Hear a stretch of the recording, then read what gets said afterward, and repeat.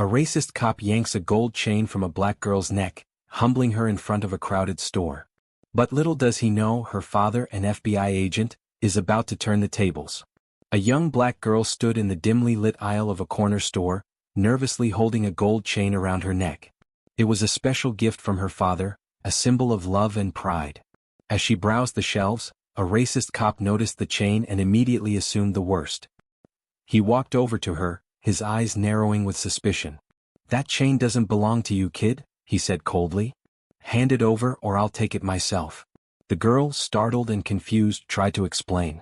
"I didn't steal it, sir. It's mine. My dad gave it to me." But the officer wasn't listening. His voice grew sharper as he stepped closer. "A chain like that doesn't belong to someone like you."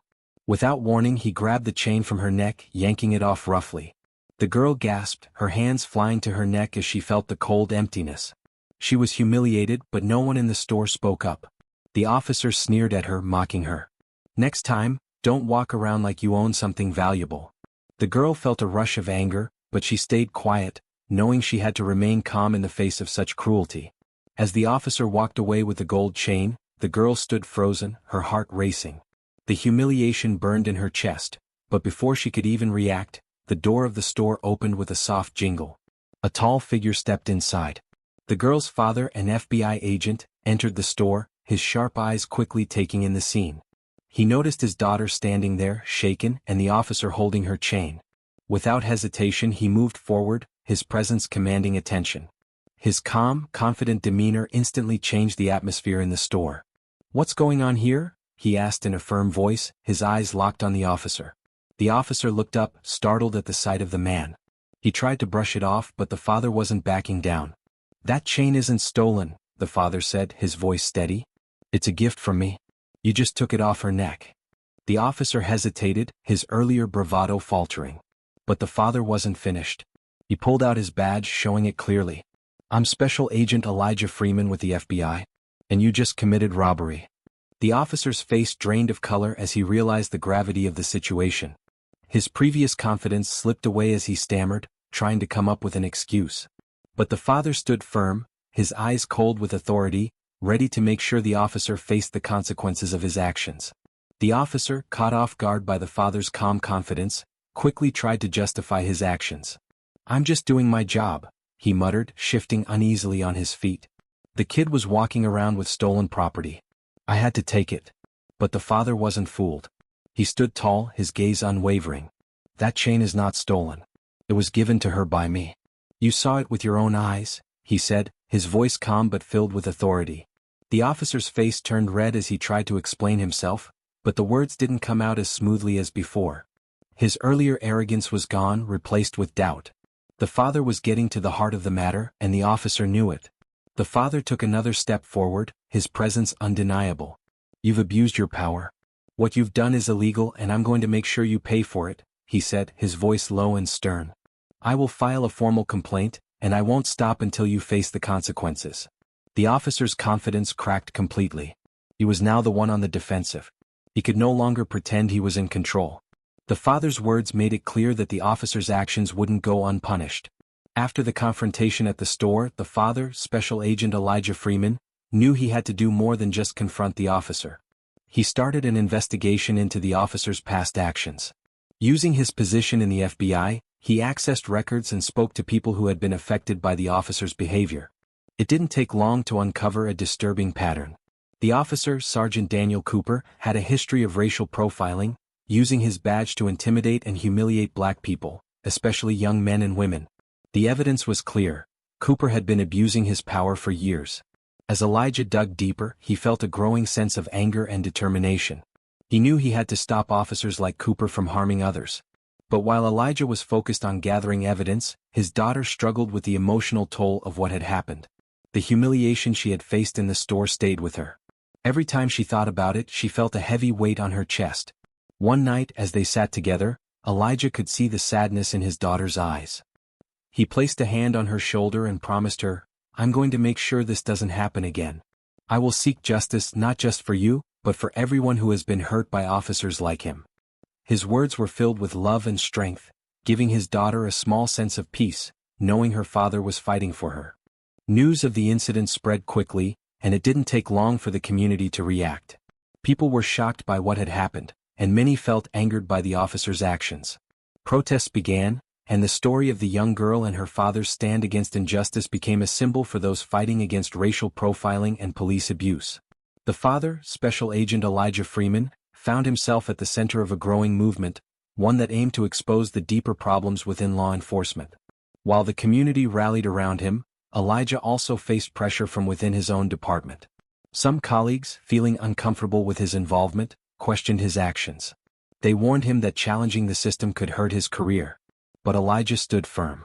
He knew this wasn't just about his family, it was about justice for everyone who had been mistreated by the system.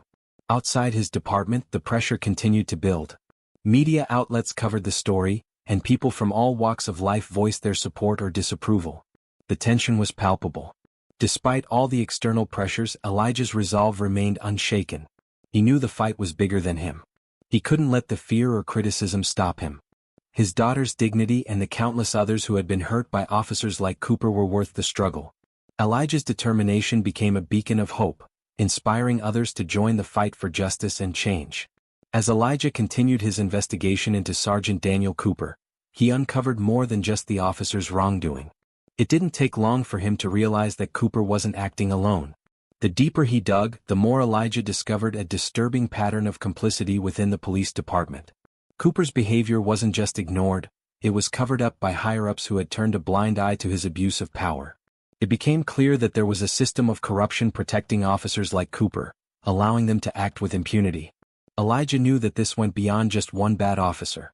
It was a culture within the department that had allowed these abuses to continue for years. The more evidence he found, the more dangerous the situation became. It wasn't just about exposing Cooper anymore, it was about taking down an entire system that had failed the community. Despite the risks, Elijah made the decision to keep going. He knew the danger of challenging such a powerful network, but he couldn't back down. He had to push forward, not only for his daughter but for all the people who had been mistreated by officers like Cooper. The stakes were higher than ever, and Elijah understood that this fight could cost him everything. But he refused to let fear stop him. Justice had to be served, and he was determined to make sure the truth came to light, no matter the cost. The investigation into Sergeant Daniel Cooper quickly became a public spectacle. As more evidence came to light, the community grew increasingly outraged by the officer's actions. Elijah Freeman, with the help of the FBI, gathered witness testimonies, video footage, and internal records that exposed the full extent of Cooper's abuse. The officer's history of racial profiling, theft, and intimidation was now undeniable. The pressure on Cooper mounted as the evidence against him became impossible to deny. Elijah and his team arranged a high-stakes meeting where they would confront Cooper and the higher-ups who had enabled his behavior. The room was tense as Elijah presented the damning evidence. Cooper sat in silence, his usual bravado now replaced with nervousness and fear. He tried to make excuses, but the weight of the truth was overwhelming. Finally, the officer was arrested. His badge, once a symbol of authority, was stripped away, and he was taken into custody. The community, which had been divided for so long, now began to unite in holding not just Cooper, but the entire system accountable.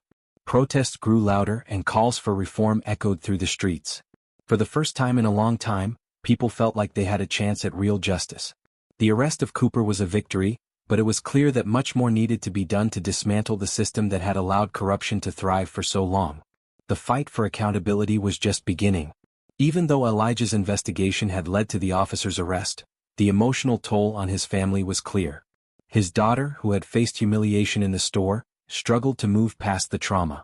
The memory of that moment, the officer grabbing her chain, mocking her, and stripping away her dignity, haunted her. She felt exposed and powerless, like her worth had been taken from her in front of everyone. Despite this, she wasn't alone. Her father's unwavering fight for justice gave her hope. Slowly, she began to find her voice. The more she saw her father stand up against the system, the more she realized she had the strength to do the same. She started speaking out, attending rallies, and sharing her story, knowing that her pain could help bring about change. At home, the family grew closer.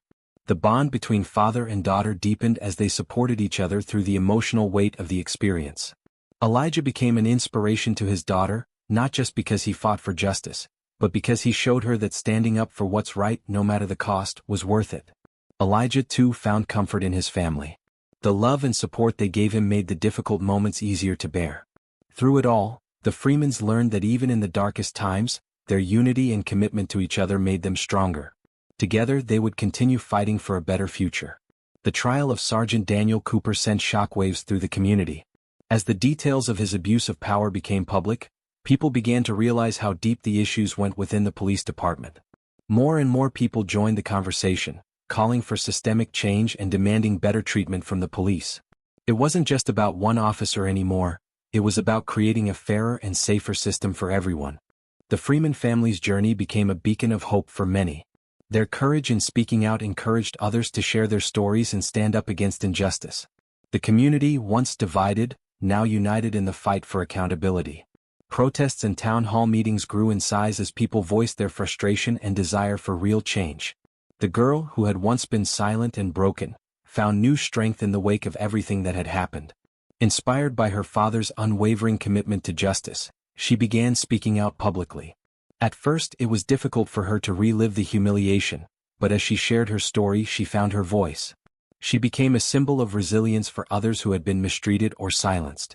Her courage inspired many, and soon she was speaking at rallies, encouraging others to stand up for what's right. Her journey wasn't just about recovering from trauma, it was about transforming that pain into power, showing everyone that even in the darkest moments, you can find the strength to make a difference. The story concludes with a reflection on the Freeman family's incredible journey. It shows the power of standing up against injustice, no matter how difficult or dangerous it may be. Elijah's fight for justice not only helped expose the corruption within the police department but also showed his daughter the importance of using your voice to make a change.